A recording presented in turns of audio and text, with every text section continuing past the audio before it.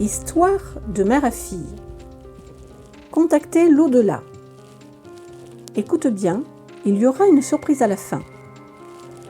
Dans un précédent épisode, je vous expliquais dans Message de l'au-delà que la veille du décès de ma mère, elle m'a fait appeler par une infirmière car elle ne pouvait plus parler, seulement écouter et j'ai pu lui dire mes derniers mots.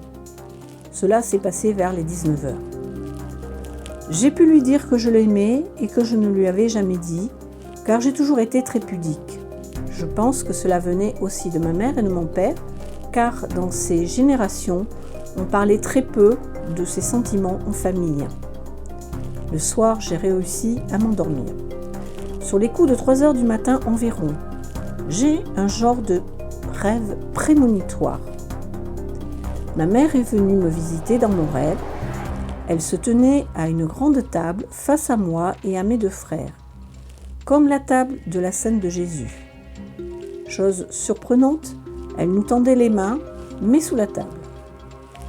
Il n'y avait pas de parole, mais j'ai compris qu'elle nous demandait de nous réconcilier. Quant à ce message surprenant, j'ai encore du mal à l'interpréter.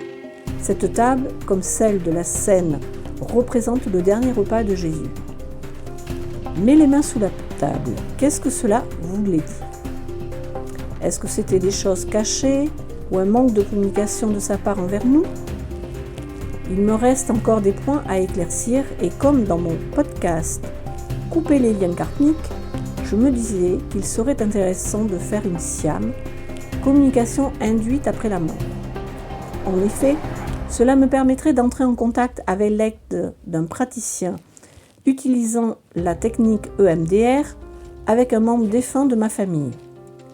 Mais le cap de l'action est difficile à passer. Il y a toujours de bonnes raisons pour se dire « je n'ai pas le temps, il faut que je me déplace hors de chez moi, il faut que j'ose partir seule pour cette aventure personnelle ». Le premier cap à passer est de commencer à se renseigner sur le SIAM. La SIAM, en lisant le livre du professeur américain Monsieur Alan Botkin, qui s'affiche à l'écran. C'est ce que j'ai fait. La communication induite après la mort, SIAM, est une nouvelle thérapie qui a déjà aidé des milliers de personnes à surmonter un deuil en leur permettant d'entrer en communication avec le défunt.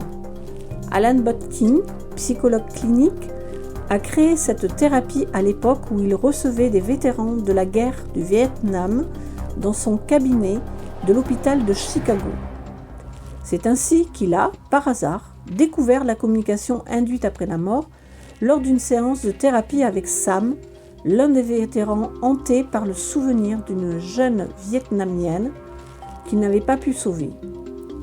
Au cours de la séance, contre toute attente, Sam a eu une vision de l'esprit de la jeune fille qui lui a dit que tout allait bien et qu'elle était désormais en paix. Ce seul moment a eu un impact plus profond sur lui que des années de thérapie. À la suite de cette guérison, Sam a pu reprendre contact avec sa famille. Depuis cette découverte en 1995, Alan Botkin a perfectionné la communication induite après la mort et l'a utilisée pour traiter d'innombrables patients, dont des dizaines de cas sont abordés dans ce livre. Il a par ailleurs formé des thérapeutes partout aux États-Unis.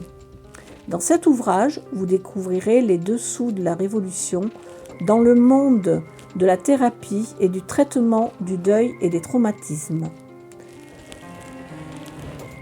Le deuxième cap est de trouver un thérapeute compétent pour cette technique.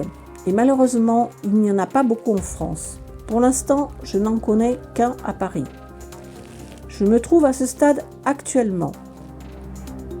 Le troisième cap est la prise de rendez-vous ferme.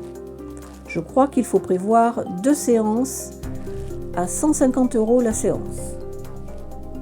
Le quatrième cap est celui de la peur à dépasser. Peur de l'inconnu, peur de ce qui va venir. En fait, il faut avoir 0 attente pour que cela arrive. C'est une question de lâcher prise en fait.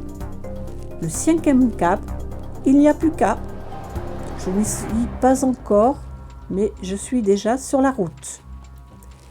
Et toi, qu'en penses-tu? Serais-tu partant pour contacter une personne décédée de ta famille qui t'est chère? Ou bien, as-tu pu entrer en communication avec un défunt? Si tu en as envie, partage ci-dessous ton expérience. Cela permettra d'encourager la communauté. Si cette histoire te fait écho, merci d'activer la cloche afin d'être averti pour ma prochaine histoire, de liker et de t'abonner. À la fin, j'offre un cadeau aux 3 premières qui me laisseront leur adresse mail à l'adresse qui s'affiche pour participer à un atelier sur Teams ou Zoom qui sera sur le thème de créer un soin pour les cheveux secs. Je te dis donc à bientôt pour notre histoire vraie. Je m'appelle Nicole et je vous partage cette histoire car j'ai le projet de créer l'atelier de mes filles qui va être consacré à aider les femmes grâce à l'aromathérapie et les cosmétiques naturels. Je vous dis donc à bientôt pour la suite.